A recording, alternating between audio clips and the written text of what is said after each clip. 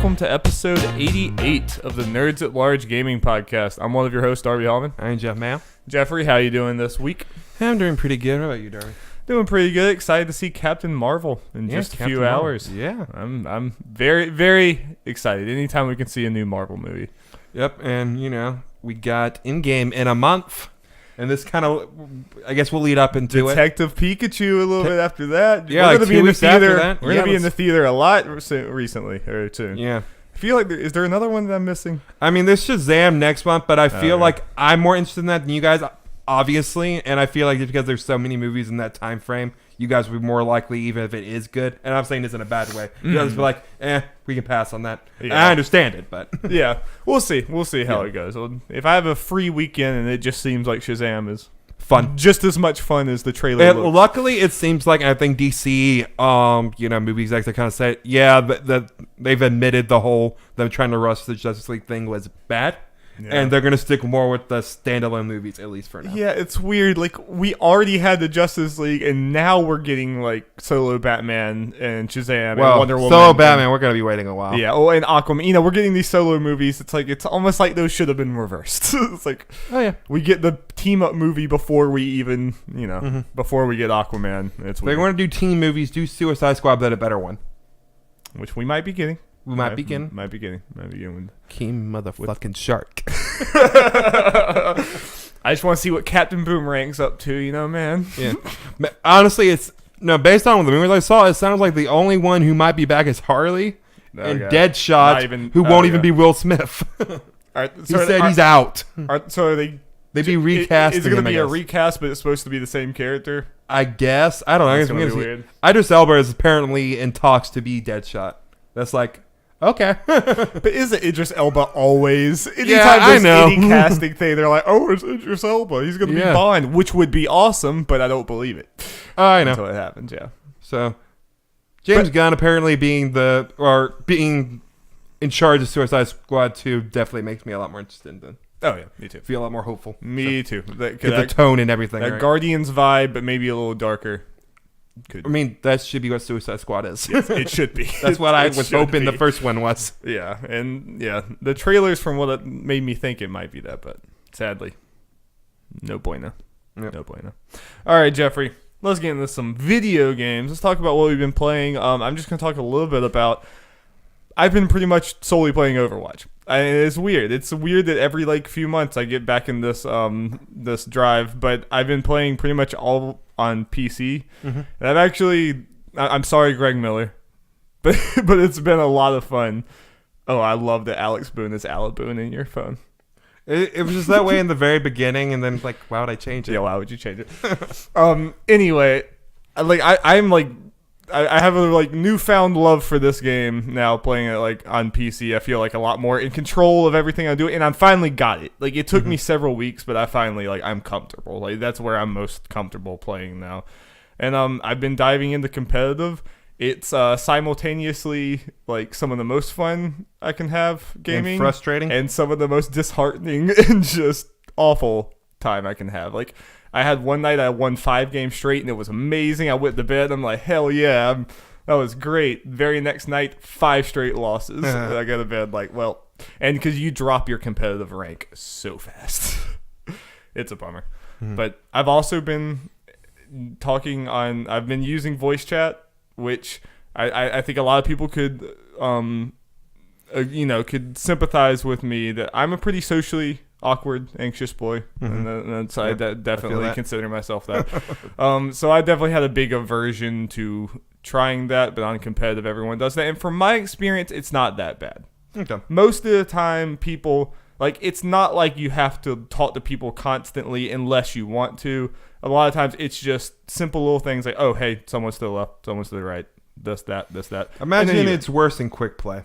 Oh, yeah. Yeah, I usually don't even try in quick play because I will say, while it's mostly been okay, every few matches, especially in quick play, usually in competitive, it's not that bad, but in quick play, I've gotten people who just are intentionally throwing the game.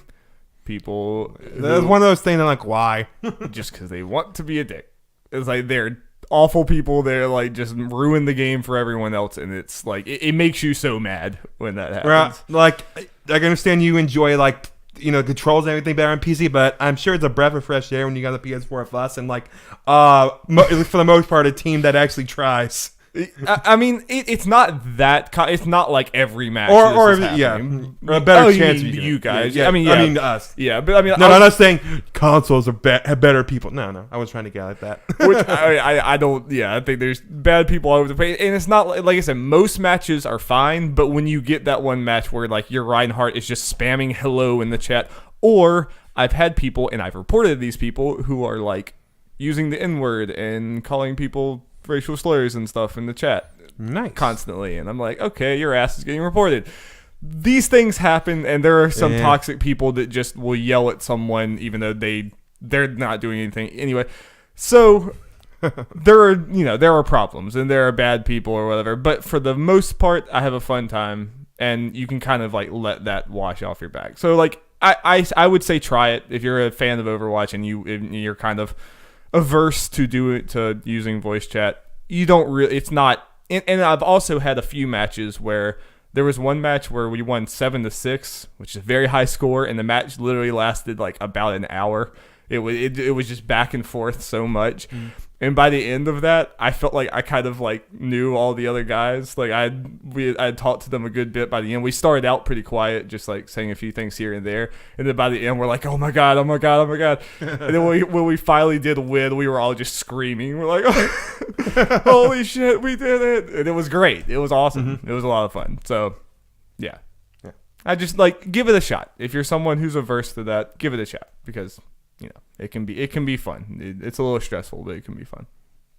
And yeah, I have gotten so much more than my $60 worth of Overwatch. And because I've also been watching the Overwatch League. I'm basically just a Blizzard shill the last few weeks. Well, I'm sure more of an Overwatch shill.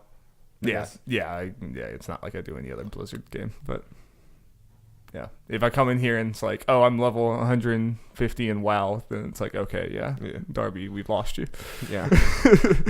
But yeah, Overwatch League's a lot of fun. Overwatch is a lot of fun. It's a lot of fun to pay attention to Overwatch right now. And Overwatch League, it's really getting to the point where it feels like the NFL for me. Because like I can look and it's like, oh, I know this team kind of has this type of play style.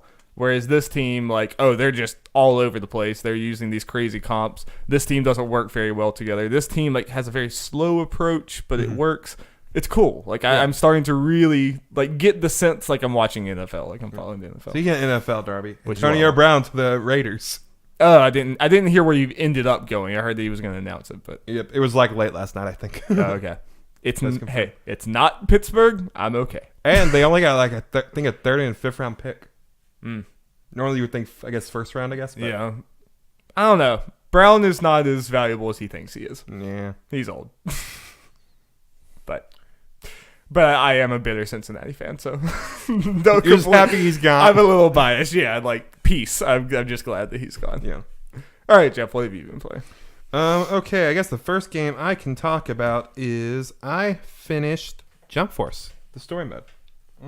Did that. With all the crazy bugs and stuff. I don't know. Well, maybe not bugs are the right word. I don't know. Weird technical things. Yeah. But I guess I can talk about the story. I'm probably gonna be kind of free with spoilers because it's Jump Force. I mean, and there's gonna be timestamps in the description. So kind of, it's a very basic story, and there are a couple twists. But I could have called them. Hey, guess what? The director of Jump Force, who was also an original character, actually was the main bad guy. Who would have guessed? Wait, like he himself is in the game? No, I mean okay, Jump Force is a team or whatever, like an organization, and they're the director too in Jump Force in the end game, who's an original character designed by Akira Toriyama, who made Dragon Ball, like the other villains. Right, surprise, surprise, that director was the master pulling all the strings the whole time. Shocker. I called that the moment I saw him. It wasn't Krillin? No, Krillin's not even in this game, Darby. but he too doesn't have a nose. Okay. In his true form. To Krillin. You'll find that out in Jump Force 2. Yeah. Well, they hinted at Jump Force 2 as well. So yeah, so this is some kind of things.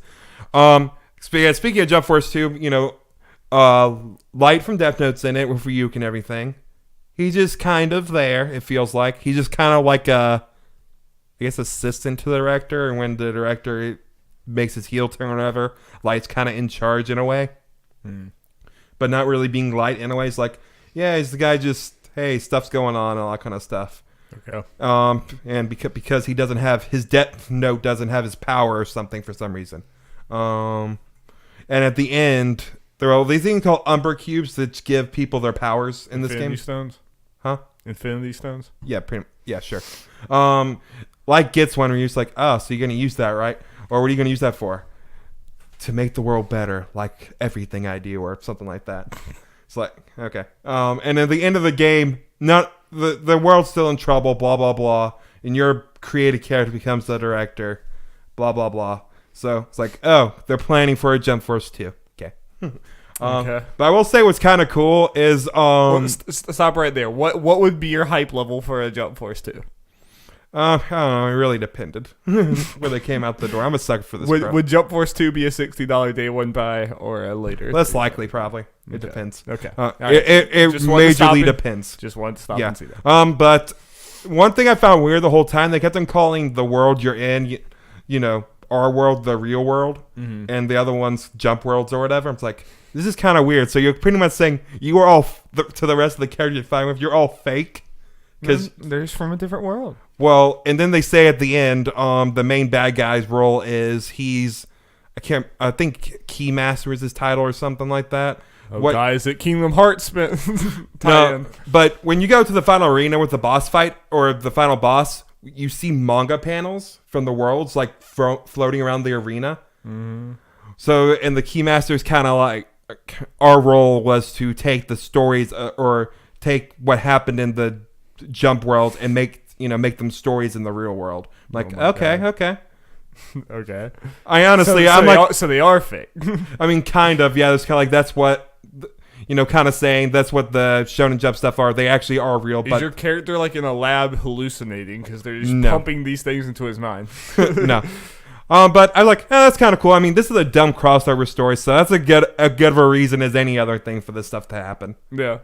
I'm trying to get all that. So again, gameplay, as I mentioned before, that hasn't changed much. I'm still fine with that. That's definitely not my problems with this game. There's some other real problems. Another thing that kept to be more and more of a problem, like kept on going on. They're these cutscenes that are supposed to obviously be like there's. Obviously supposed to be the more cinematic ones and everything.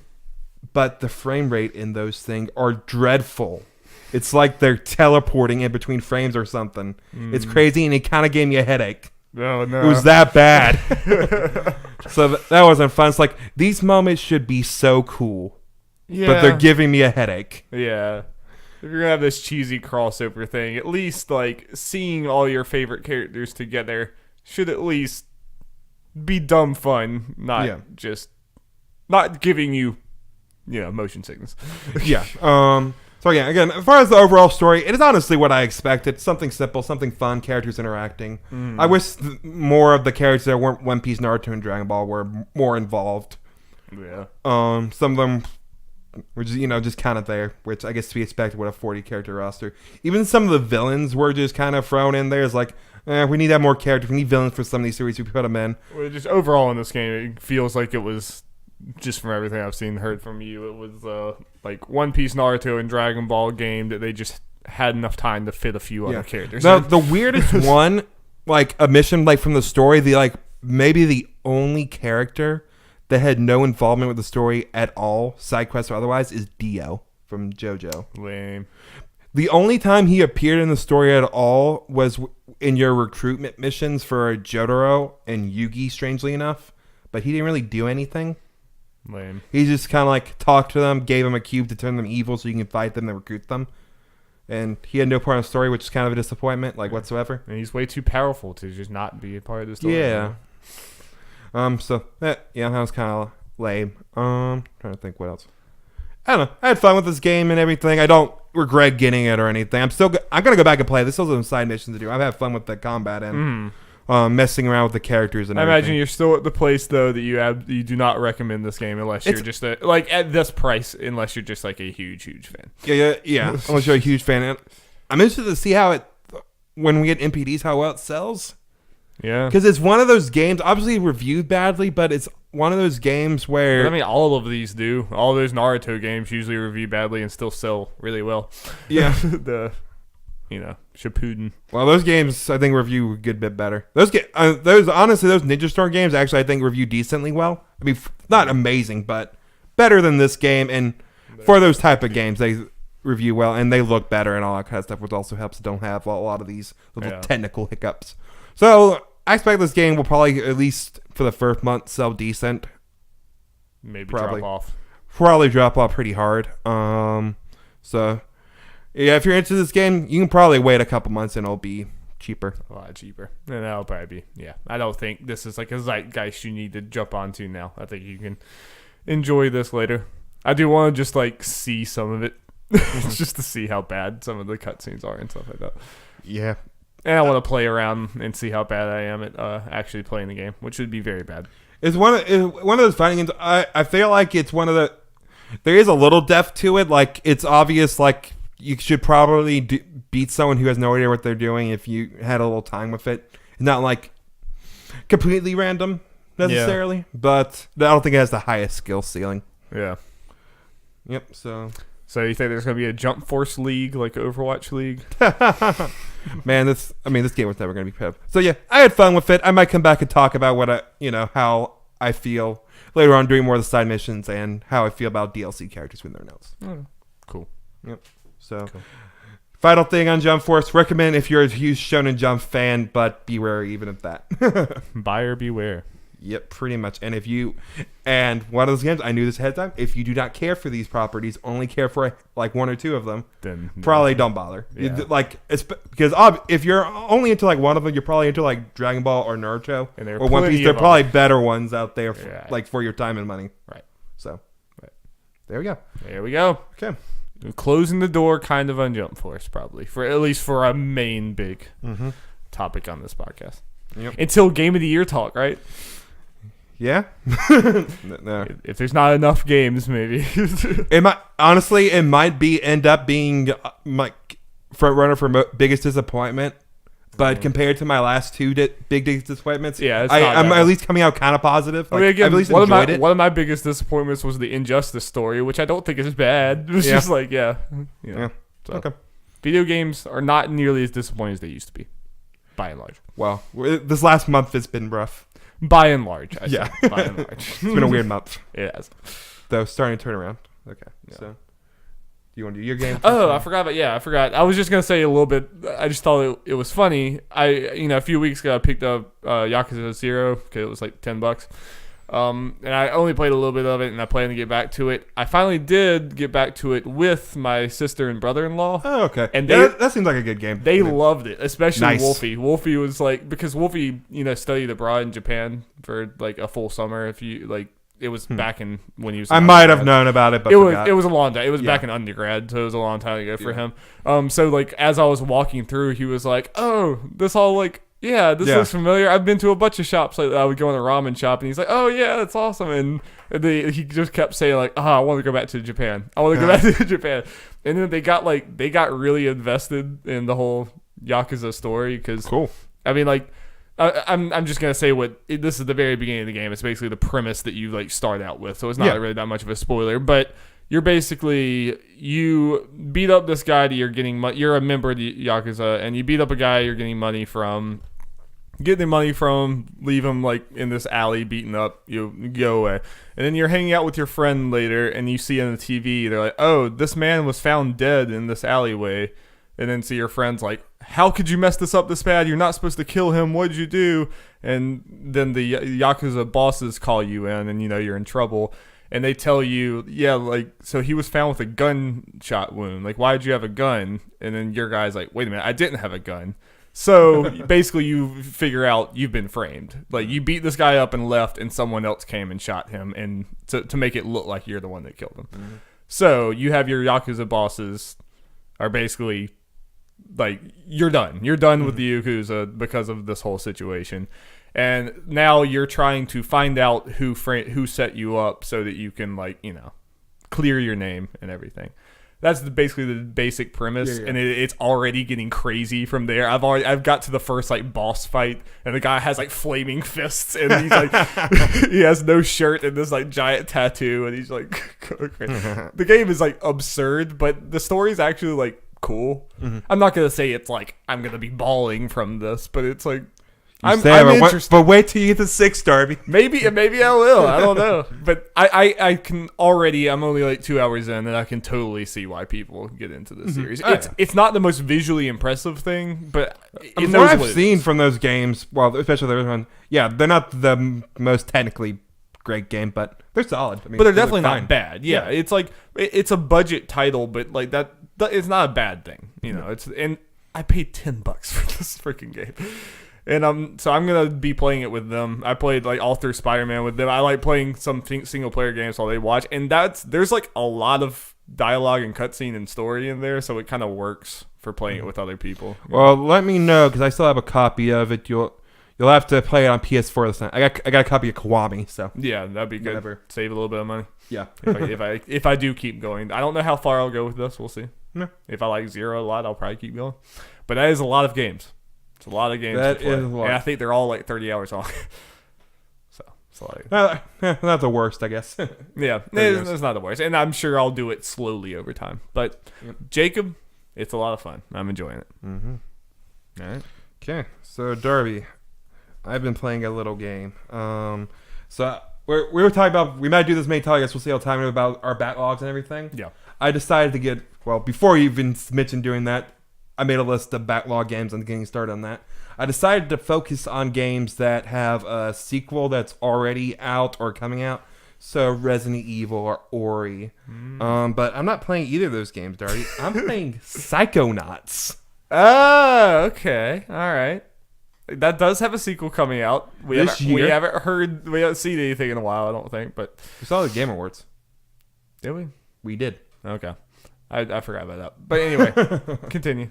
So, yeah, 3D platform came out in 2005. Cult classic. Yes.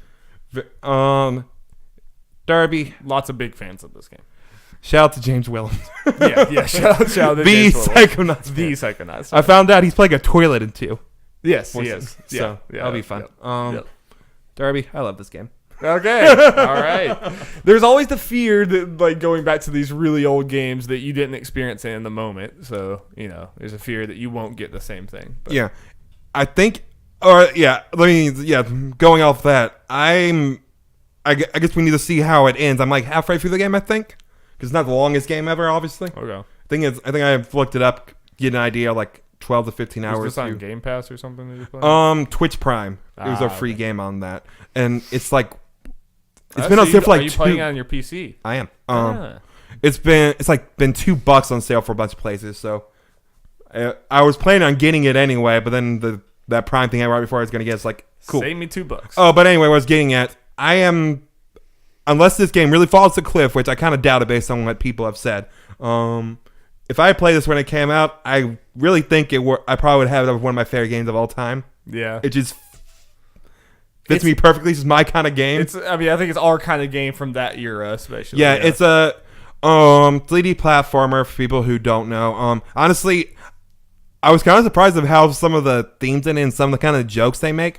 Because I just think cartoony 3D platform, I just think, it's rated E for everyone, blah, blah, blah. Mm-hmm. And then they were talking about some, there'll probably be some spoilers in this, by the way, I guess. Okay. Because this is an older game, so. Okay.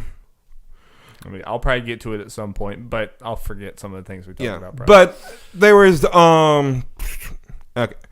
There was some kind of, some of the jokes they make are kind of old or whatever, it's rated T for teen or whatever. Mm-hmm. And some of the stuff that can happen is stuff that get brought up is kind of a dark in a way. Like something you can do is, the levels in this game, you go into people's minds pretty much, and those are the main levels. The hub world is the Psychonauts camp or whatever. Okay. And you're playing as Raz, a little cadet thing that, kind of ran away from home and jumped in and just kind of infiltrated the camp, and all the counts were like, you seem to be fine. You can stay. And you seem to be powerful and stuff. We'll let you stay. We'll call your parents and stuff. We'll get your permission slip. No, actually, the part of it is, and this is something that comes out at the very beginning. So, his parents hate psychics, or at least his dad does. So, he kind of ran away, and he's going to camp or whatever. So Raz got his mind. Okay, if I can become good enough in this camp, become a psychonaut, an official psychonaut, my dad will be fine with it and that kind of stuff. You know, that kind of kid thing. Okay. So that's what his goal. That's what he's trying to do on kind of stuff. So yeah, levels you go into like camp counselors and other people's minds or whatever, and those are the levels.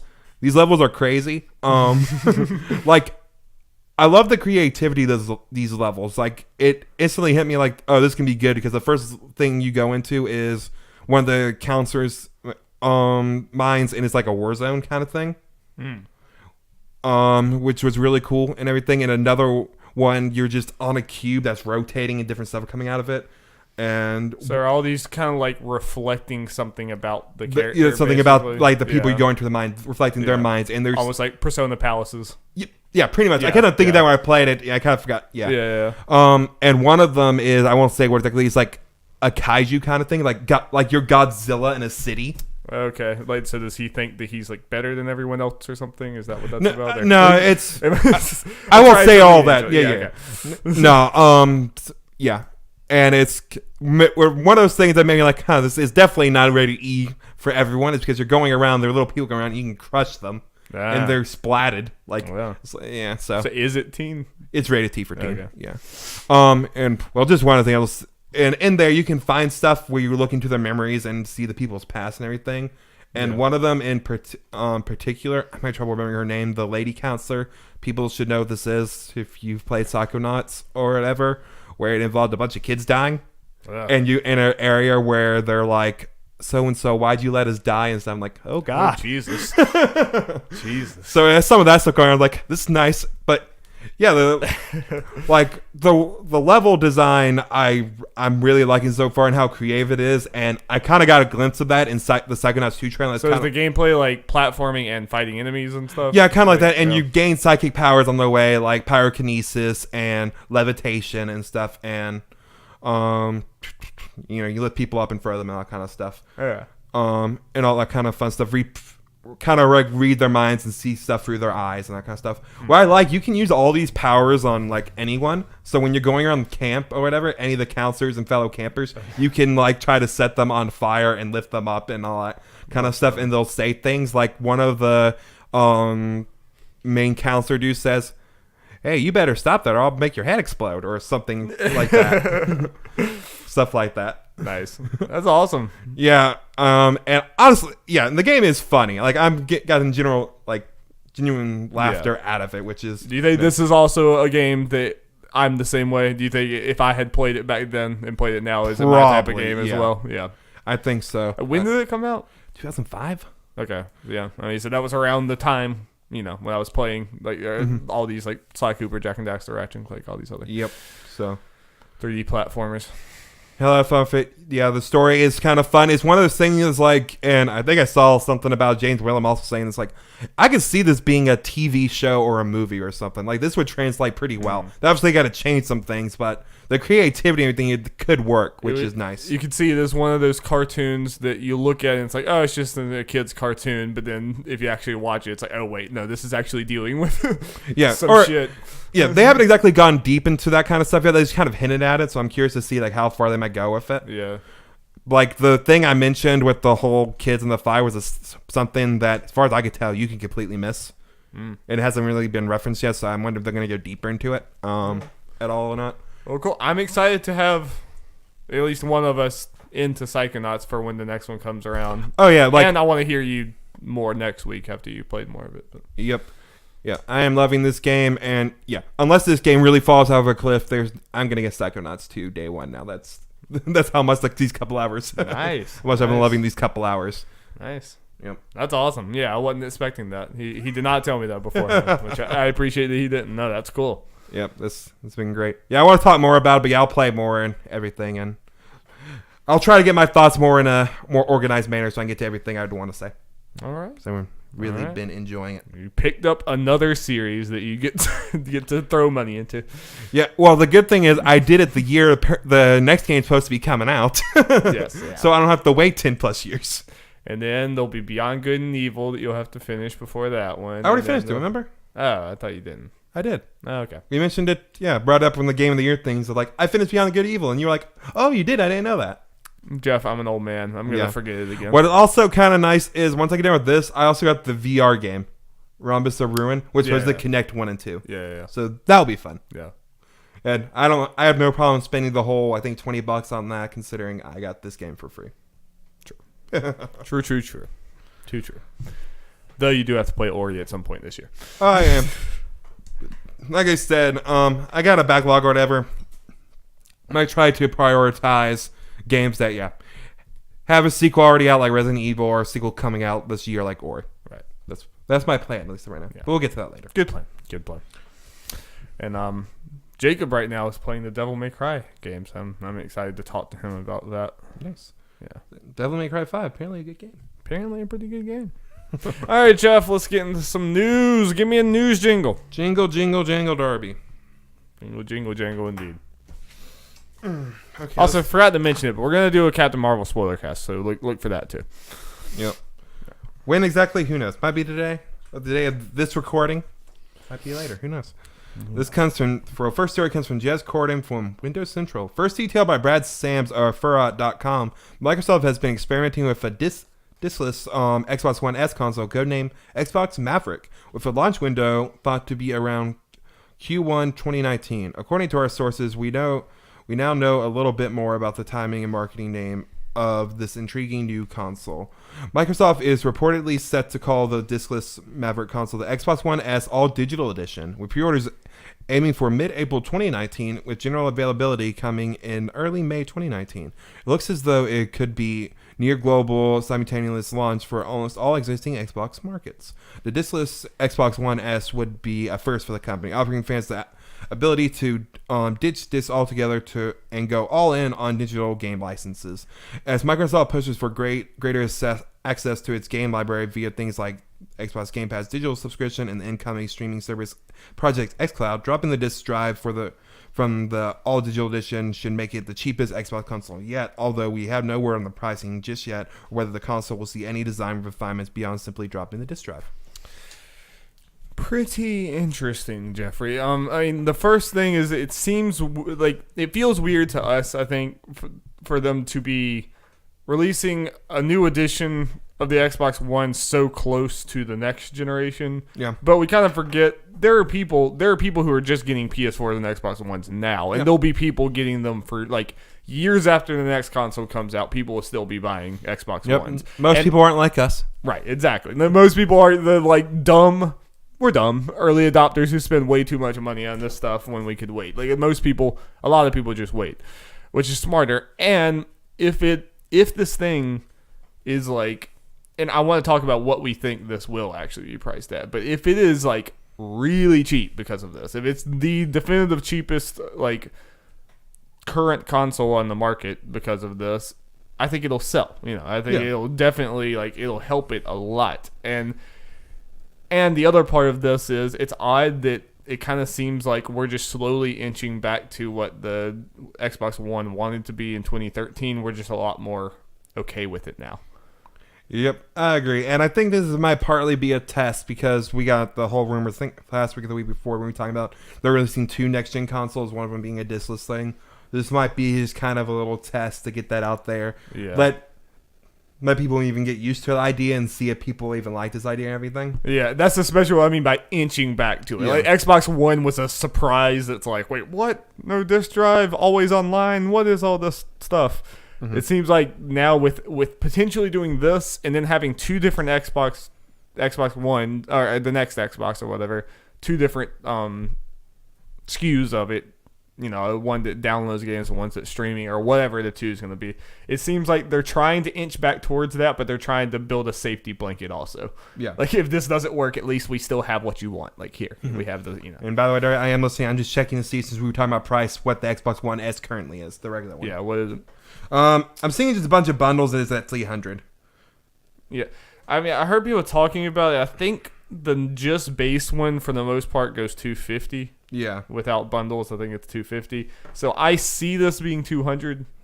$200, and if for some reason the Xbox One S, like if they knock down to $200, maybe they might go even $150. I feel like $150 would be crazy. Yeah. I mean, like, it would, for a consumer standpoint, like, that's gonna sell if it's $150 and everything. It's just I don't know if they're willing to go that low. Yeah. Or if they can go that low. Yeah. I don't know how much money they're getting back by taking out the disc drive. Like, I feel like I've heard from people that that's actually a very like expensive part of the console. Yeah, I think I've heard that too. So them taking that might be able to do it. And I'm just saying that if for some reason they drop the S down to $200, I feel like they got to make this thing cheaper. And at this point, the console generation is lost and all that kind of stuff, blah, blah, blah. So that might be having it at a low price might be a good thing for them, especially if they, let's say, box in Xbox Game Pass. Yeah. Which then it's like, hey, you can't even do disc anyway, so here's access, though, to a whole bunch of games in our whole, as Microsoft's whole Xbox One library. And I can kind of go along with the downloading console. It's like, you have so many games you can download right now. Honestly, from the day, you can buy just this console and you have access to hundreds of games. Honestly, what interests / mega excites me for this is, to see how it is. Because once we get to the next generation, I'm probably not going to get an Xbox console anytime soon once it comes out or whatever, I guess. But if I were to do it and they did do the whole 2 console thing, I'm very likely personally to pick up the discless one, especially if it's cheaper, because I'd probably you're already gonna be spending money on a PlayStation. Yeah. Plus, if I am gonna use my Xbox, it probably will be Game Pass. Yeah. For the main reason I would use it, which obviously I got to download that stuff anyway. Yeah. I mean, if there's any chance of me getting the Xbox, it would probably be the smaller SKU. For me, it sounds all but confirmed that Game Pass is coming to PC.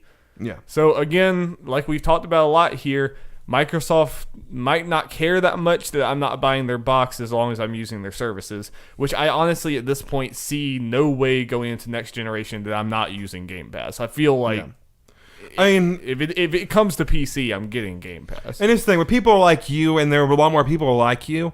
You're probably not going to get an Xbox anyway. Not playing. I think that's pretty safe to say.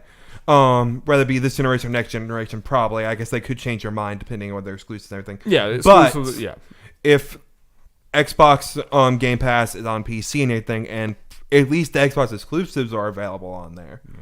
Because maybe not all the third parties will be available on the PC and both like that. But you're very likely to then, like you said, get Game Pass, which at least then they're getting $100 from you, $100-ish potentially for you a year instead of nothing. And even then, if you do that, you pay more than what you would have for an but Xbox. It's also the weird thing but at the same time, like putting Game Pass on PC pretty much automatically takes away any chance at all of me buying an Xbox whatsoever. Because if I was going to buy an Xbox, it was going to be for exclusives. And if I can play them on my PC anyway, then whatever. For other people, like if like the power mattered to me more, then I might buy an X. Like I might be buying an Xbox for an X, but it doesn't matter to me. The exclusives do. So it's a weird thing. But again, maybe they don't care. Maybe if I'm playing all their exclusives on my PC with the Xbox Game Pass, maybe they're fine with that.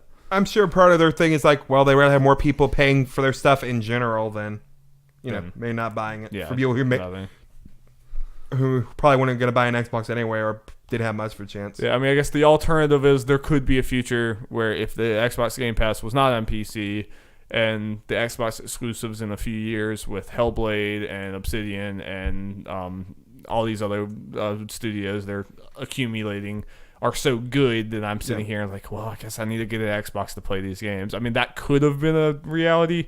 Probably less likely, so, Yeah. But we are definitely at a point where a few years ago, like when these consoles were announced, like in 2013, right? 2013, 2014, whenever they were announced. 2013. Discless Xbox caused everyone to go up in arms. Now it's like, it's probably going to be. Yeah. I think it helps, though, that, they're doing this as an extra SKU, and then we got all these rumors. I guess we need to wait for the confirmation, though, that we're getting both next time. So for people who want one or the other, there's choice and all that kind of stuff. Yeah. And people who are okay with no disk drives, like, well, you get to probably pay less. Yeah. And I mean, at this point, it's not like we can talk about the bad internet for streaming games and everything. That makes sense. But for downloading games, you pretty much have to do that. You have to be connected to the internet to pretty much do anything right now. Like buying a physical disc is almost the same as buying digital at this point. I mean, I know it's not completely, but this can be very viable now. Yeah. Like for a lot of people, obviously, not everyone, but for a lot of people. And I am all for the all-digital future. Unfortunately, the all-digital future, stupidly, is more expensive than the disc future. Yep. Even though the discs cost more, like you have to actually make physical things, yep. But you can get such a cheaper discount by buying physical games than digital. It's stupid. Yeah. It makes no sense. Yeah. That should have been part of the thing. Like, that should be part of what's drawing you in for digital is that it's cheaper. Yeah. Because less money is going to other people. But oh well. So I'll keep getting physical discs through Best Buy because I get money off, even though I don't really want physical discs. But not going to be that stupid with my money. Yep. I am stupid with my money, just not that stupid with my money. Yep. Okay, Darby. Let's talk about some E3 stuff. Jeff, it's coming. Yeah. It's coming up. This comes from Jonathan Dorbush from IGN. Electronic Arts has confirmed EA Play will return in 2019, including when it will take place. EA Play 2019 is confirmed to happen from June 7th to 9th with a kickoff event on the night of Friday, June 7th. Tickets will be available next month, and they will be free to all who register. But rather than leading with a press conference, EA has announced it will skip the conference this year, instead replacing it with multiple live streams that will air during the first 2 days of the event. According to the EA... That's weird. The EA. Yeah, I guess it's something... I guess it's supposed to be like EA blog or something. The intention is to offer more gameplay to viewers, as well as more insights from the teams making the games. EA Play Fan Fest will be held on June 8th and 9th, where attendees will be able to go hands-on with a lineup of unannounced games, while live streams will broadcast from the Creators Cave at the Hollywood Palladium. While EA did not say which games will be available to play, the free event will offer hands-on and exclusive content from some of the most popular creators in the world. Okay. E3's dead, Darby. Without EA, what is it even? What is E3 anymore? It's dead. Naturally, a lot of the responses like, okay. Yeah. Good, I guess. Because EA has been by far like the worst conferences for this. Oh, yeah. I mean, we talk about Bethesda not having enough for a conference. EA never has enough for a conference. I mean, it's not the EA doesn't have... it's kind of weird. They technically do have the games. It's just the fact because they're annualized. It's just the same thing every single year. Right. And they make it a lot longer than it should. Yes. I mean, because it's the EA press conference is for shareholders more than it's for us. But it's not presented like it's for shareholders. They drum it up like it's a big deal. No, I think it's fine to still be there. I'm glad they're still there with the Fan Fest and the EA Play. And like you can... I'm sure it'll be that, like, through EA Play and through some of these creator things, we're going to get gameplay for Jedi Fallen Order, other games we're really interested in. We're going to get those videos, like, online and everything. We just don't have to sit through a boring-ass press conference to get them. So I think this is better for everyone. Yep. Like, EA doesn't have to get drugged through the mud. Also, that's just one... I mean, I guess it depends on what the schedule will be. One day less of E3 we got to worry about because theirs was alone on Saturday. Yeah, it's. I imagine everything will start on Sunday now. Yeah. We won't. It'll start the next day. We won't have to do that. I'm curious to see what the schedule will be because obviously, since EA is not doing their Saturdays, it's free now. But I don't imagine. Spot's also free. Yeah, so like. Could be a thing where Microsoft scooted in there on... we don't know if Square Enix is doing it again. Yeah, we don't know if Square Enix is doing it. We don't know if Bethesda is doing it again. Honestly, we could have much... Well, it's just Microsoft, Ubisoft, and Nintendo. Okay. And Devolver Digital. Devolver Digital. They confirmed they are going to do it. I really want them to take Sony's spot. It would be so funny. No, kind of funny, so they might take Sony's spot. Yeah, you never know. I mean, luckily for kind of funny, they can just decide like the week before. Okay, we're doing it this time. Yeah. So do you think this is? I mean, we of course we like joke about the, we're fine. We're not. We're fine. Not EA doesn't. Yeah. EA has nothing of value anyway or whatever. But do you, on the real grand broad, like thing of E3, do you think this is a big deal? Not really, because I mean, or do you think this is more of a EA doing this because EA doesn't want to do this, or you think EA's doing this because they think E3's dying? I mean, the thing is, this isn't technically E3 anyway. They're still doing EA Play. They're still doing the whole thing. Like Yeah, they normally do. I just mean the whole marketing moment of E3. You know, They're still doing that though. They're still. I mean, they're probably doing more stuff now because they're doing all those. They're going to be doing all those live streams now. Mm-hmm. It's just that they're not doing just a conference because honestly, I think a lot of it is people did not like the conferences. I agree with you. I'm just posing the question. Yeah. I honestly, the more thing to worry about E3 is if Sony doesn't go back next year. And we've talked about this before, obviously, when Sony said they weren't doing it. Sony's not being there also makes sense because, honestly, what do they have to show until PS5 is announced? Yeah. I mean, obviously, they have Death Stranding, Ghost of Tsushima, and Last of Us Part 2, but we've seen those games multiple times already.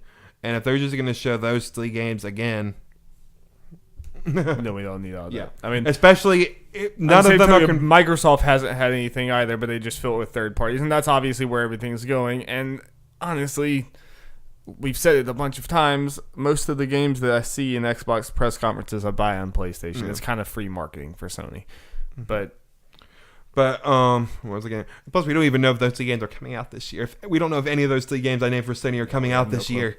We have no clue. So, what's the point of them doing that? But I mean, from the way Sean Layden's been talking, which who knows, it's just off the cuff interviews. But like, he definitely said, like he said that we're doing this because we don't really have anything to show right now. But then what surprised me is he also went into like kind of digged into E3 about like E3 not being very relevant anymore and how we should change it to be more of a fan event. Why do we have to have this big marketing thing? He dug into E3 more than I thought he would, which makes me wonder if they will be back next year or the year after. Like, are they done there? Like I think there's a chance. I think it kind of depends on how the next console generation starts, if how much Xbox is competing with them. Much they have to part of me feels like they'd be back because I don't know. I feel like E3 is still a big deal. I mean, I think it's weird to say it's not a big deal with the sheer numbers it gets, and still like the biggest games, a lot of most of the biggest games get announced at E3 still. Like while people are saying it's irrelevant, it's hard for me to believe it's irrelevant while games are still it is the thing. It is the thing that people build their SKUs for. They build an E3 SKU to be played there, to be shown there and everything. Mm-hmm. I mean, obviously it's not as relevant in the sense that there are other outlets, and once upon a time E3 was for the year. Now there are other avenues, so of course in the grand scheme it's not as relevant as a singular marketing event as it used to be, but to say that it's irrelevant, kind of, I don't know. Yeah, it's kind of a thing. It's strange that I know there can be counter arguments to this, but it's kind of like all eyes for people who care about games are kind of on you. Absolutely. Especially, I mean, you can argue it may not be as good for third-party ones who don't make it into those big conferences. No, that's not what E3 is really for. But when you're Sony, Microsoft, and Nintendo at very least, or even Ubisoft stuff, you'll have all eyes on you. People will watch those conferences or at least see what you got. Yeah, for AAA games, it's still kind of the end-all be-all of announcements, So. Not as much for indie games and smaller things, but for the big now here's a different a question I'm going to ask Darby for you that kind of based on this. We're not getting a conference necessarily, and we know we're going to be seeing Star Wars Jedi Fallen Order next month. Mm-hmm. Does this make you believe we might see more than originally thought? Because we talked about it last week about it being there, and we talking about, well, it could just be like a CGI trailer. This partly makes me think we might be seeing more of it. Me too. Yeah, which is kind of exciting. Yeah, definitely. And I think that's fine to EA again EA should just spread out maybe, or not not focus too much solely on this one conference that people don't care about. Yeah, so I would. You're right. It makes me think that too. Show at least some stuff there, some gameplay, and then you have a giant blowout showing a bunch of gameplay at EA Plays. Yeah, which obviously that game will be probably the most viewed one there. I imagine, and it should be their focus this year, 100%. Yeah. So, I think that's pretty likely, especially since they're already talking about next month. They're already saying, "Please be excited." I'm seeing that next month. I'm trying to think about. We need to do research, Darby. I'm wondering if it, depending on the timing and place, it might not be a bad thing for us maybe to do a live reaction if they're streaming it. Yeah, it might be. Just, if it works out time-wise, like, hey, why not? Yeah. Yeah. Maybe get Will on here. I know he's a Star Wars man. Yep. And we can see if it impresses me, who's not a Star Wars man. Yeah. Okay. Next thing, this comes from Hope Corrigan from IGN. Nintendo has announced a new VR kit as part of its Labo cardboard accessory lineup, Darby. Nintendo VR's happening, Jeff. According to the official Labo website, this new offering will be available from April 12th. There will be a starter set alongside 2 expansion sets. You will also have the option to buy the full kit for $80 US, which will include materials to build all 6 of the VR Toy-Cons included in the other sets. Some of these new Toy-Cons, like the camera and bird, are from our list of the 8 mystery kits we were waiting for from the initial reveal. The starter set will retail at $40 US and will include the materials to build the VR goggles, which look like a housing for the Switch, similar to the Google Cardboard, as well as the Blaster Toy-Con, which appears to be a gun-shaped accessory. It also comes with a screen holder and safety cap so that games can be played in non-VR mode. Allow me one reductive comment, and then I'm gonna be good for the rest of the time. They look dumb as hell. Not the product itself, but the people using it. Like, just go look at the photo. The marketing photos are hilarious. This like big old weird. Have like a bird's ass on your face. Yeah. No.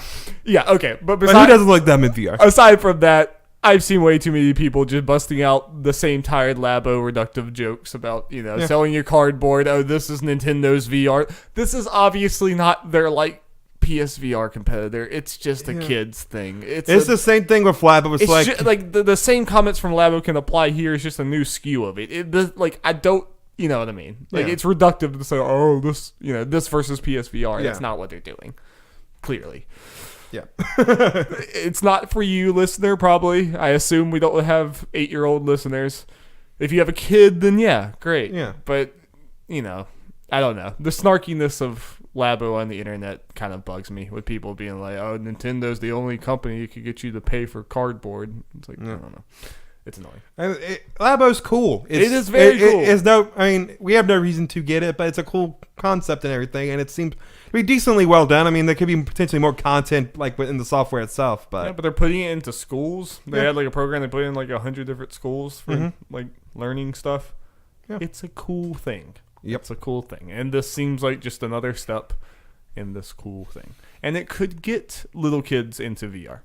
Though some people brought up, and unfortunately this kind of go into the whole competitive PSVR thing. People wondering if they might release some stuff that, could be used with Mario Kart and some of the other games and stuff. Like, for example, one of the Labo, I guess it's the motorcycle one. You could use it in Mario Kart 8 and stuff. Mm. So people are wondering if Nintendo might use this technology for some of that stuff. These little small things.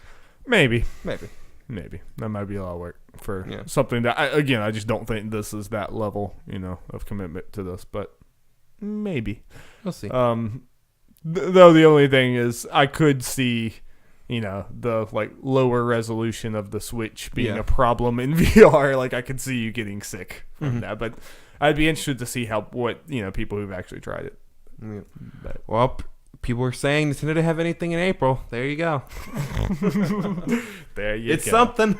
This is wasn't it April last year they talked about? They announced Labo? So yeah, it's the anniversary of Labo. Pretty much. It's almost exactly a year. That was a pretty bizarre trailer. They just dropped the Labo thing. We're just waiting for Nintendo announcements, and then suddenly it's wait, what? What's going on? I think it was shortly after a direct or something. And people were like, okay, well, good thing they went ahead on direct. Because imagine people were anticipating a direct, and it's been a while, and they dropped that. Yeah. And just that. Dear Lord, the outrage. I mean, people were still outraged for every reason, but... Yeah, it's really cool, but just seeing it, it's oh, what's going on? Yeah. Okay. I love Nintendo. They're so strange. Okay, so moving on. We're staying with that there, Nintendo Darby. This comes from Rebecca Valentine from GameIndustry.biz. Concerned with its self-image, Nintendo has reportedly asked some of its mobile game development partners to adjust the microtransactions in their titles so that users won't overspend. The Wall Street Journal reports that sources at Cyber Agent, which owns Dragalia Lost developer Psy Games have asked the studio to adjust its microtransaction-driven character lottery so characters won't pour as much money into it, trying to win rare characters. Quote, Nintendo is not interested in making a large amount of revenue from a single smartphone game, one cyber agent official reportedly said. If we managed the game alone, we would have made a lot more, end quote.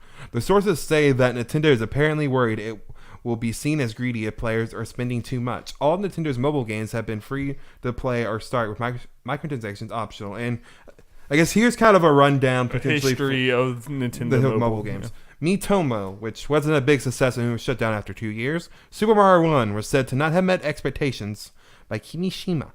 Fire Emblem Heroes has made over $400 million worldwide since launch, which has obviously been its most successful mobile game. And it's worth noting that was the first one to include it was free to play microtransaction. Yeah. Animal Crossing Pocket Camp made over $42 million, and this stat is a little old. And Dragalia Lost Cyber Agent had to lower expectations in the recent financial quarters, partly because this game isn't doing as well as they wish. So, yeah, Nintendo's mobile thing hasn't set the world on fire, and apparently that's partly maybe because of Nintendo not being like, we don't want those Gaston microtransactions. Which, I mean, like, I like seeing one of the big companies, for whatever it's worth, who knows, just like simple little quote, and they might get there eventually, but I like seeing one of these big developers who absolutely could cash in a shady way, in a like annoying way on the mobile front, at least having that on their mind, their perception on their mind there. And I think you see that by them coming out with Super Mario Run, which was just a singular price game with no microtransactions. None of that. Yeah, it was free to start. Yeah, free to start, but that was only like, you're supposed to buy the game, and it didn't do well because those games don't do well on mobile. If you want to do well on mobile, you have to do this, this more kind of microtransactions, slowly like paying for it thing, and that's one of the things that keeps me out of mobile. I imagine it keeps you out of mobile because I just hate that game design. Yeah. And we're gonna get to another mobile game in the next story that I have no interest in because of that kind of thing. And like it, so basically I admire Nintendo for this, and I kind of hope they stay on this track. Yeah, I mean, but they're not going to be successful on this track. Honestly, they said this a long time ago. I think they were starting these mobile game things, and I guess that thing hasn't changed. They said the reason they do this mobile game is to boost the awareness of their franchises. Which, if they stay on that front, then they don't need to. They don't need to go. Obviously, I think that's worth for Fire Emblem. That'll probably help the health. Oh yeah, I mean, like the amount of people I hear on podcasts that talk about like that they've played Fire Emblem Heroes. I was like, you played that? I was like, you've never played a Fire Emblem game in your life, like, and you've played it, and like it was a lot of people who are not into Fire Emblem have played that game, and I'm like, okay, I mean, I guess that's Fire Emblem now. So now when Fire Emblem Three Houses comes out, maybe you're more interested. Where are the swimsuits? I mean, like for me, it's kind of wild to me that like if a Fire Emblem mobile game doesn't get me to play it, then I don't know what Nintendo can do to make me play. I mean, Fire Emblem is probably one of my most cherished Nintendo properties, and I don't want to play that game, so I'm out. Like, they're not going to get me, but this is just a very different take. Usually, you don't see people worried about that. Yeah. Or even with Animal Crossing Pocket Camp, it probably didn't meet their expectation, maybe what they wanted, but I'm going to have to imagine the game didn't cost $42 million to make. No. So they made money on it at the very least. There were some problems if it cost that much, probably. Yeah. So. Yeah. But they probably they know what Animal Crossing can be. They were probably looking at New Leaf numbers and wanting something like that. It was I feel like for some Animal Crossing fans, it was a nice little fun little thing to do. That didn't last too long. It seemed like it soured pretty fast, though. Yeah. Like, people were into it for a week or two, and then it was pretty much like... It was a nice, very little stopgap between the two. Very little. It fed your satisfaction for a week. Yep. Okay. Yeah, Darry, let's talk about that mobile game you were hinting at. This comes from Saramana from Gimatsu. Square Enix has announced Octopath Traveler Champions of the Continent for iOS and Android devices due out in 2019 in Japan. The game is a free-to-play single-player RPG set in the world Ostera, several years before the events of Octopath Traveler for Switch, where Square Enix reports has surpassed 1.5 million units in worldwide shipments and digital sales. Pretty good. Here is the list of the smartphone game's key features via its official website. HD 2D for smartphones. 3D CG screen effects added to pixelized graphics create a magical world on smartphones. 8-character party command-based battles. Form a party of up to 8 characters to fight in evolved command. It's a very intense reading of this press release. Yep. Smooth gameplay with flat controls. I'm just trying to think of how they were doing the trailers already. This could be pretty intense. Choice story between 3 reigning champions. So, do 5 of them matter? I don't know. Nope, the rest are dead, Jeff. The setting is the Ostera continent. The protagonist is a chosen one who will fight against a great evil that has achieved fortune, power, and fame. And field commands. Take various actions towards characters on the field. Try out all sorts of things, such as listen for information, steal an item, hire an ally, and more. Pre-registration is available now via the official website. Additionally, Square Enix will begin taking applications on March 12th for players to access an early demo. Regarding a new console game, the Octopath Traveler official Twitter account tweeted, "Everyone waiting for a new game on console, we're sorry, but production will take a little while longer. So in the meantime, we hope you can enjoy the smartphone game." That final thing, I guess, is cool to know they're working on a console game, but did anyone really expect it anytime soon? No, I don't know why they would have. Yeah. We're not even in 1 year of the game. Yeah, I mean, just the way that sounded, I guess potentially maybe translated weird. I don't know. I mean, it made it sound like people were asking, where's the console game? They probably just want to get ahead. They want to get ahead of people being like, why are you making this instead of the console games? So they probably wanted to at least mention it and be like, hey, this is not in place of a new game. Yeah. Well, I mean, I imagine the smartphone games are probably not the hardest thing to make anyway. Plus, it's reusing the map. Yeah. And it's probably a subset of the team working on that. Yeah. Maybe not even. I did find it interesting, I guess, again, like you said, we're not going to be playing this. No. I mean, even if it comes out of America. I just can't do the constantly being asked for money free to play thing. And I just don't want to play a game like this on my phone. Yeah. I just simply don't. But but more power to other people, Yeah, at least it's kind of cool. Then it has its own story and everything for that to make it separate from Octopath Traveler. Yeah. And the whole, I guess, it's called Octopath, so I guess they had to have 8 characters. But let's just throw them all on screen at once, and the battle have all 8 of them. I guess at least you don't have to worry about subbing them out so people don't get experience. It just sounds hectic. Yeah, so I guess we'll see how different the battle system is, or we won't. Who knows? Yeah, this sounds like a game that will come and I won't even know that it came out. And I'll be like, people really like it. Oh wow. Yeah, but I guess it's cool to hear they're working on again another console game, and I guess that means they're working on Octopath Traveler 2, which I guess would make sense. Yeah, because 1.5 million is good for this type of game. Yep, especially on one console. Type of game. I hope, Jeff. You hope? We all hope, Darby. We all hope. You're familiar with my love-hate relationship with this game. Okay, Darby. Guess you ready to move on? But at least I do feel like I got my $60 worth. I can't imagine that you feel like you got your $60 worth out of Octopath. I can't imagine that you do. It was 50. Or 50, yeah, I got 50 too. Yeah. Still. Yeah. I got, if you draw it down, it's less than $1 per minute. For me, I still got $1 per hour. I meant. Yeah, it was 25-30 hours, so got a bit of time. Okay, so moving on. This is maybe not much to talk about, but a good feel-good story, I guess. This comes from Imran Khan from Game Informer. In 2015, mass media conglomerate Vivendi had recently split with Activision Blizzard and was seeking new footing in the video game industry. At the time, French publisher Ubisoft seemed like an easy bet as a publicity-traded company, and Vivendi began the long and circuitous, whatever. That's a word. Yep. I definitely pronounced that wrong, but who cares? Process of becoming a majority stakeholder in Ubisoft. Now, several years later, Vivendi has officially given up their takeover bid as the Guillemot family emerges victorious. Reuters confirmed that Vivendi has sold off the last of its remaining Ubisoft stock, which amounted to 5.9% ownership in the Assassin's Creed developer. The company has been nearing the 30% mark of Ubisoft ownership that would trigger a mechanism where Vivendi would either have to commit to take over Ubisoft or back off. Vivendi chose to back off for a committed period of 6 months, which Ubisoft then negotiated to 5 years. Feels good, man. Feels good. Ubisoft, they've been doing good recently, obviously, since the whole turnaround. I would guess say they're back on top. Yeah, every year. No, I don't know how much they really went away or whatever. It seems like a cyclical process where every year they have the best-selling game for half of the year. Yeah. It's just a different one every time, and you never expect. So I don't think that will be true this year. Yeah, not this year, but still, they're doing good.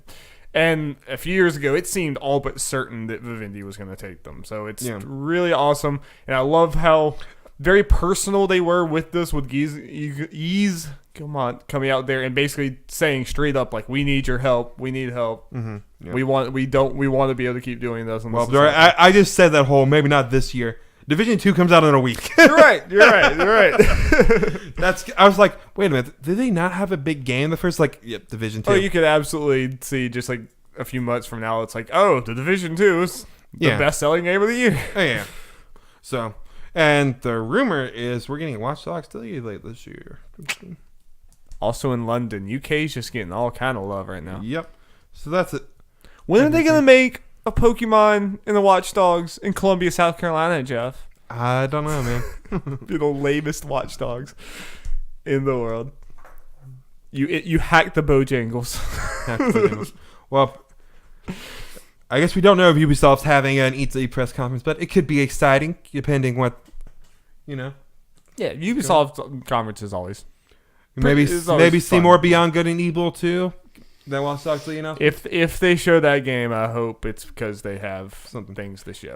At the very least, you can't just come and at show the end of it. They better at least have 2020. If they just have that at the very least and show something kind of substantial, I'll be like, okay. The exact same trailer, but is it Paige? Is that her name, or Payne, or what was the girl they showed at the end? The reveal. Jade. I was blanking. I was like, I absolutely know the name. Paige is the pig. Behind Jade comes up, but then she steps away. Detective Pikachu. Or he's like, what a twist. Well, would be dope that they announced Mario Plus Rabbids 2. Yes, that would be sweet. Or some other Nintendo crossover. Okay, moving on. Okay. Short and to the point. Judgement will release June 25th in the West. They showed you will talk about it in this podcast, Jacob. I'll make you. Well, I might be involved in that too. Nope. Oh, just Jacob. Just Jacob. No one else on the podcast. Okay. Just Jacob. Talking to the screen. But so yeah, they showed a new trailer about this, for the game along with this. Looked really cool, showing up that English voice acting some more. I keep on forgetting until I see the list of names. Like, they got a good cast of that to the point I'm like, do I maybe want to do the English cast? Have they confirmed that you can play with the Japanese cast? Yes. Okay. It is dual audio. Yeah, they got Yuri Lowenthal, Matt Mercer. I'm so used to his. I'm used to his Twitter / YouTube names. I can't remember his full name. ProZD. Oh yeah. Yeah. He's in the game. Oh, he's voicing a character. Yeah, he's voicing. What the hell? Someone in that game. That's weird. Might be a smaller role, but I know he's in that game. I'm sure it's one of those things that's going to be weird to people who've played all the Yakuza games to suddenly be in that same art style, same world, and same city, English voice acting. It'd probably be a weird switch, but indeed. But it's like same time, it's like at least I can Yakuza just seems so authentically Japanese that I couldn't imagine.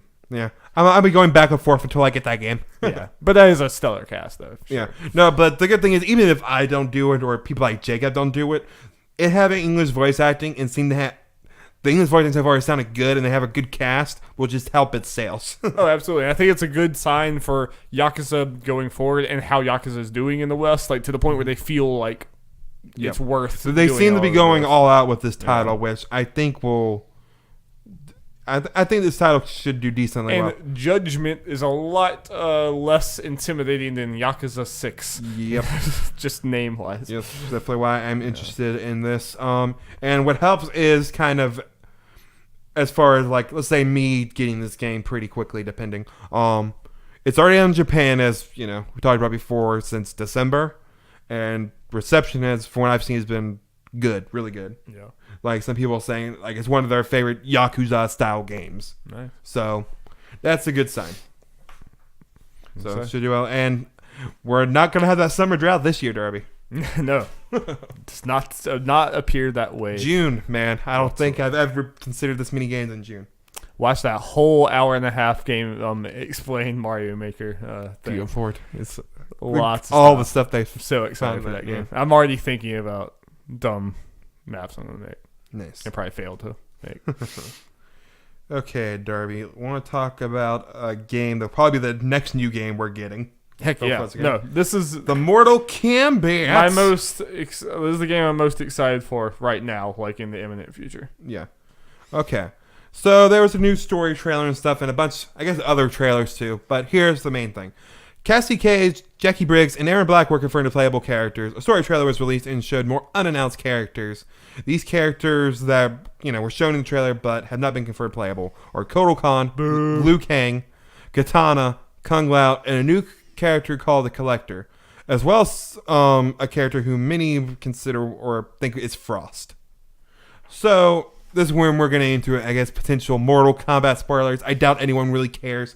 There was a leak roster last week, that looked, I knew it was pretty much legit. It's one of those things like, yeah, this is too much to be faked. And now it's starting to be confirmed with all these. Yeah, the leak roster and with all these trailers with the characters that are confirmed and every character that's in the trailer but not officially confirmed yet.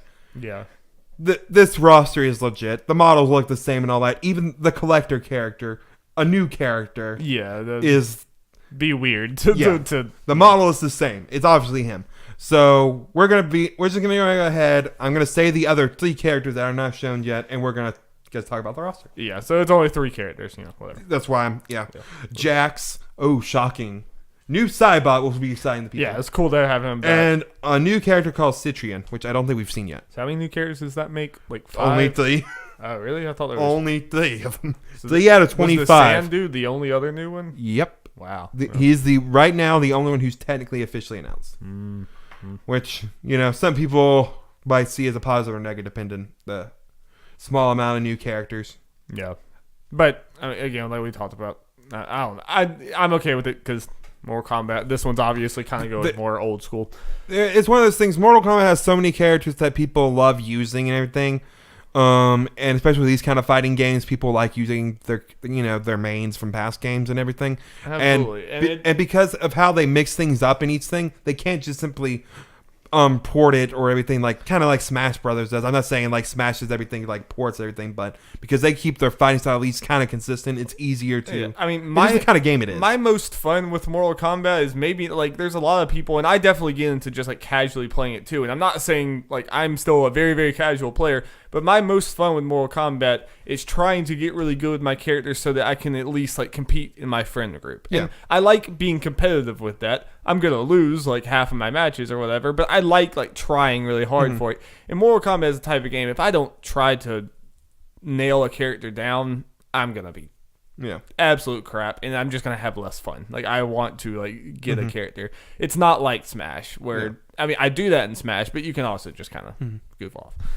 So I'm fine with having those there. Did we talk about the thing where it was Melina was maybe a bonus character? Did we talk about that on here? I didn't mention that, but that's kind of know. a thing that it feels like it's separate from this. Melina wasn't on the thing. There's no hint at Melina. Someone just posted that as, hey, or they're 3 slots that weren't these 25 characters or 24 characters on the base roster than Shao Kahn, and the other 6 DLC characters they announced they're having. Yeah. There are 3 additional slots. So somehow Melina, Shang Tsung, and Shinnok were saying they were going to be unlockable characters. Yeah. So it's kind of those aren't confirmed, so I'm not going to consider those being a thing because 3 unlockable characters and one of them being Melina is just kind of strange. It's weird. Yeah.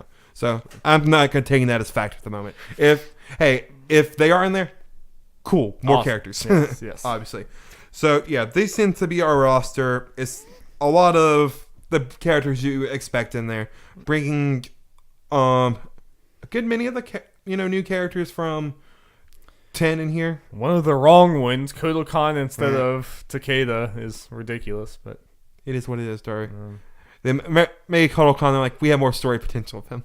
That's never the reason, Jeff. Mortal Kombat does not work off of the story potential. You don't know.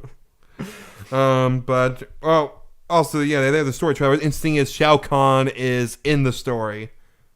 He is prevalent in the story, which makes the whole thing of him being a day one DLC character even weirder. Which we kind of we were talking before the podcast that like we don't like how NetherRealm does this with both Injustice and Mortal Kombat. It's just like, characters that are in the story, but you have to pay extra for them later. Like pre-order characters that are just available really soon afterwards and are expensive. Yeah. Like if you buy all these characters, they cost a lot. It sucks. I don't like it. But like Jeff was saying before the podcast, we obviously don't not like it enough to vote with our wallet and not buy the game. It's obviously, we still buy it. It's still there. We don't like it, but it is what it is. Kind of what it is at this point. And it's most fighting games at this point. I feel like.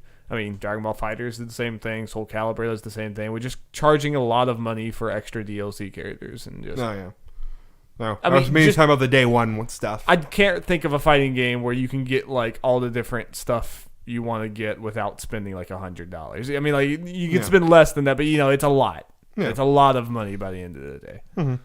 Yeah, I just say that versus some other games as a service type games that Overwatch I paid $60 for. Yeah, and I've gotten 1,000 new characters, 1,000 new everything. The game has changed 5 times over, and I've not given them another penny since then. But I guess fighting games do not work. I will be fair to fighting games, just real quick to play devil's advocate a little bit. Overwatch does have microtransactions, which is where they get money from. Fighting games don't really have that. Does Injustice not? Can you not buy? You could buy the. I guess you packs. Can, but it's a little different. I don't know. It's cosmetic microtransactions. Yeah. I don't see how it's any different. Yeah. I mean, okay, fine. That's it. Okay, that's one example. That's all Overwatch is too. It's just okay, that's one example, I guess. But generally speaking, fighting games don't do that. Don't do what? Necessarily the microtransaction thing. I guess, yeah. Yeah. But, I mean, NetherRealm definitely does, though. Yeah. And I expect this one to have it, too. Yeah, I mean, this is going to charge the extra money, and it has microtransactions. Mm-hmm. I mean, it has, like, the worst of both. Yeah. There's, it doesn't have this or this. It has... I feel like it was something about Injustice being different, but I can't remember exactly how that worked. I'm pretty sure you could buy those mother boxes or whatever they were called. You can just buy packs of them. I think it worked pretty much the same way as it does in a lot of other games with loot boxes. Well, still doesn't change my stance of fighting games in general.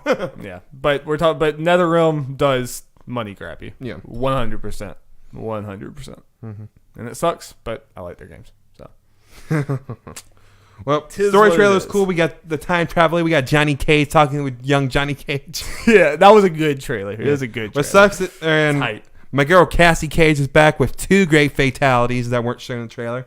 Have you seen them? Nah, I haven't seen them. They're crazy, Darby. Yeah, I can imagine. They're nice. Yeah. So that we will absolutely begin Mortal Kombat. Hopefully, doing some Let's Plays. It'll be a lot of fun. Mm-hmm. We'll be bad, but yeah. Yeah, we will be bad, but we'll do it. Yep. Okay, Darby. Moving on to. It's weird to me that I like Mortal Kombat. I'm way more into Mortal Kombat than Injustice, and it's weird. I'm kind of the opposite, to be honest. But I'm so far. But it's an unfortunate thing for me because since you guys didn't care as much for it, it's like, eh.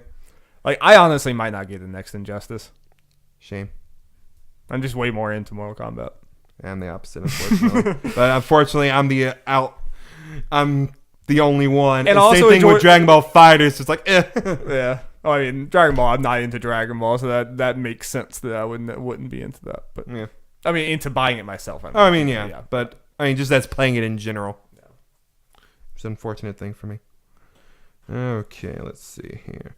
Okay, next thing, Darby, is we had a leak of the Sonic live-action movie design. You sound so excited, Jeff. Yep. Did you see all of it that, came with it? I mean, I just saw the pictures of Sonic floating around. There might be some I haven't seen. Let me try to see if I can pull. It looked terrific. Well, actually, just good. All right, we're pulling it up. Scroll down. This is the one that I don't know if you. Yeah, I did. Yeah, I did. Absolutely terrifying, Darby. He's so hairy. Why in the world is his hands wide? Why is he wearing gloves? It's so weird. You gotta see his hairy hands, Jeff. Them hairy chili dogs. See, I guess let me double check. They're okay with him wearing shoes, but not gloves.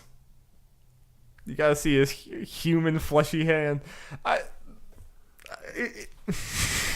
It doesn't look real enough or fake enough. Yeah. It's this weird in between that is just so wrong. Everything about it is just wrong. I mean, it could be like Detective Pikachu, and we see. No, but it's not enough. I know. Well, I guess the thing with Detective Pikachu... Detective Pikachu, I think they look fake, but it looks like practical fake. Like, it looks like old, like, original trilogy Star Wars type of fake, where it just looks like a physical thing. It looks like this weird stuffed animal thing, which is slightly better than this just weird CG, slightly real, but not real enough thing.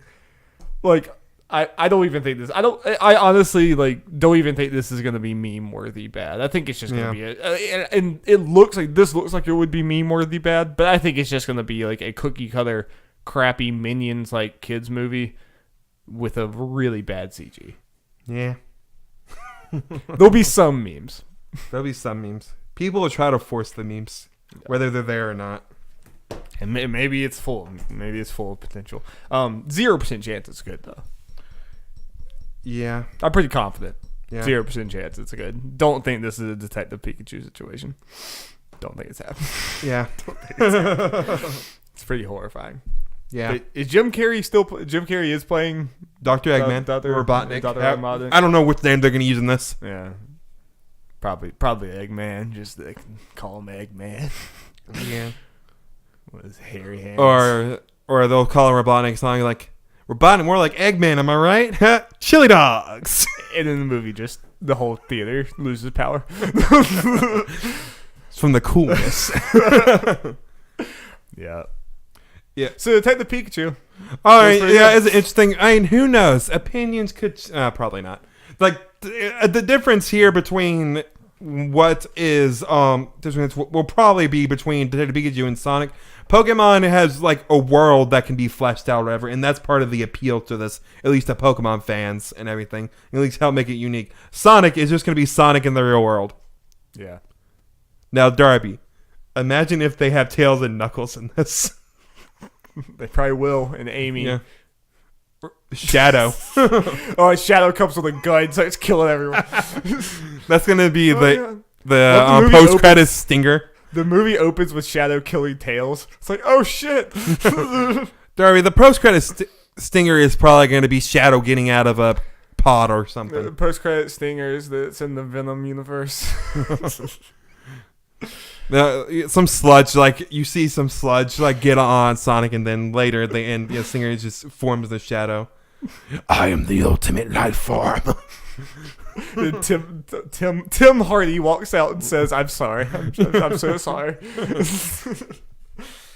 And Shadow comes out, it's like, I hate chili dogs. We pitched the perfect movie, Jeff. Yep, we did it. You heard it here. Yep, and we will talk about that trailer when it comes out, just cause. Probably. Do we know when this movie's coming? November? So has there not been any official, they're showing something, it's all just been leaks? Well, they posted the poster with his legs. God, that poster. God, they're just trying to horrify everyone. What they need to do, if they want any hope of this thing being, at this point, they just need to show a trailer, man. They want any hope that people will get on board with this. Besides people kind of already ironically being into this. Yeah. Yeah, so. Let's move on. Let's move on to our last story, Darby. Short and to the point. Apex Legends surpassed 50 million players after its first month. Hot damn. Hot damn. It just keep going. Keep on going, and EA needed this after all the Anthem stuff. Yep. So for people thinking, perfect timing.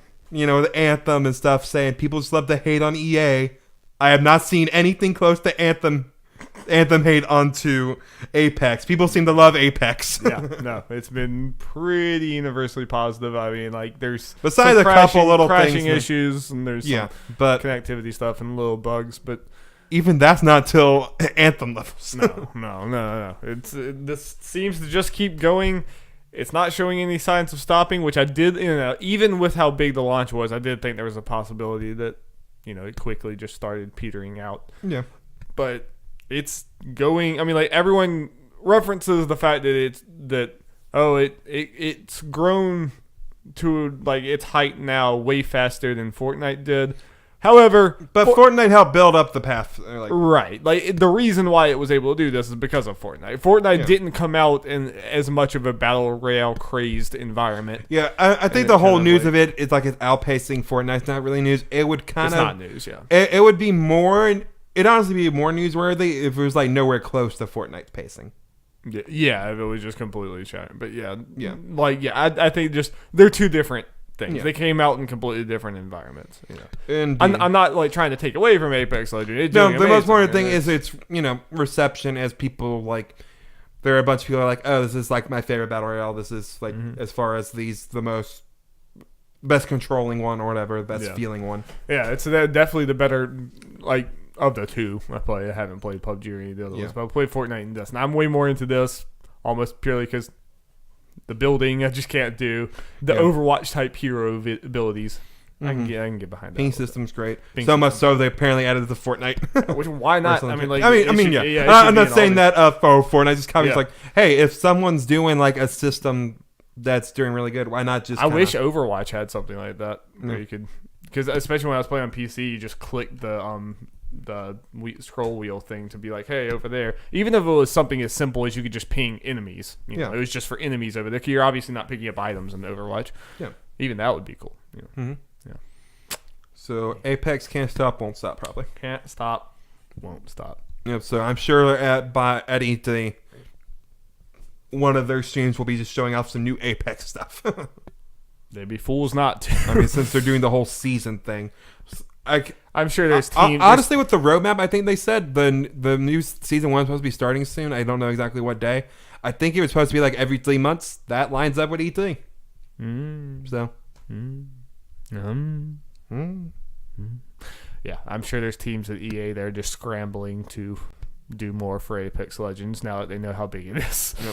Yep. Again, I mentioned this before. If we'll maybe know next month, how Star Wars Jedi Fallen Order is. This could just be Respawn's year. Could be. Did you see the thing where it's a year ago someone posted on Resetera or something where they're hey, Respawn's working on a battle royale in the Titanfall universe, and they posted the map, and apparently just no one picked up. Yeah, I saw something about that. Yeah, and one of the developers was yeah, that was totally real. We were just really hoping no one picked the story up, and they didn't, so we got lucky. They're well, yeah, we saw that. We're just oh.